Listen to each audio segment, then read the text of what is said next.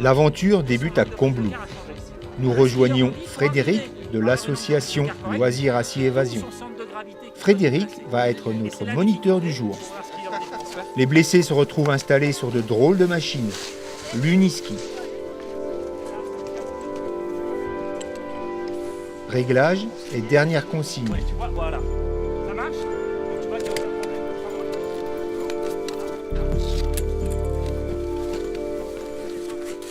Premiers instants de bonheur. Frotte avec tes mains. Non, tu lèves tes mains. Frotte avec tes mains. Ça rappelle des souvenirs, des bons souvenirs. Il n'y a plus qu'à... On verra comment ça se passe. Paraît que c'est comme le vélo, ça s'oublie pas. On va y aller, mec. Ouais. Nous, on va y aller, puis on...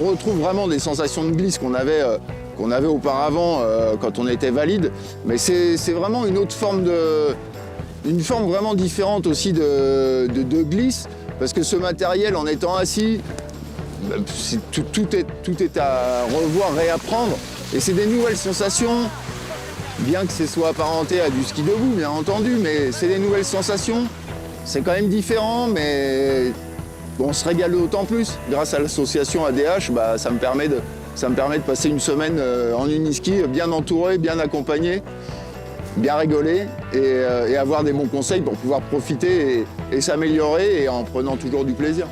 Ça contribue largement à continuer à profiter de la vie et à rien lâcher surtout. Découverte pour les uns, perfectionnement pour les autres. Il s'agit de faire du sur-mesure, respecter la personnalité du sujet, ses doutes, ses hésitations, se centrer sur l'ensemble des possibles. Ça va être obtenir une autonomie la plus grande possible sur la piste, d'accord, en premier lieu. D'accord, c'est-à-dire qu'on va forcément aider les personnes au télésiège pour pas qu'elles se fatiguent et qu'elles essayent de progresser en termes de glisse.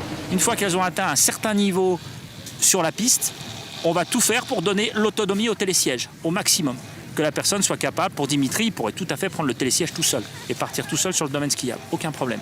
D'accord, surtout que lui, le fait qu'il ait une prothèse, s'il tombait dans un trou ou quoi que ce soit, il peut se décrocher, sortir de la machine, retourner sur la piste, donc il peut avoir une autonomie complète. Voilà. Après, c'est des choix. Est-ce que je skie en ski assis? Est-ce que je skie avec une prothèse? C'est des choix personnels.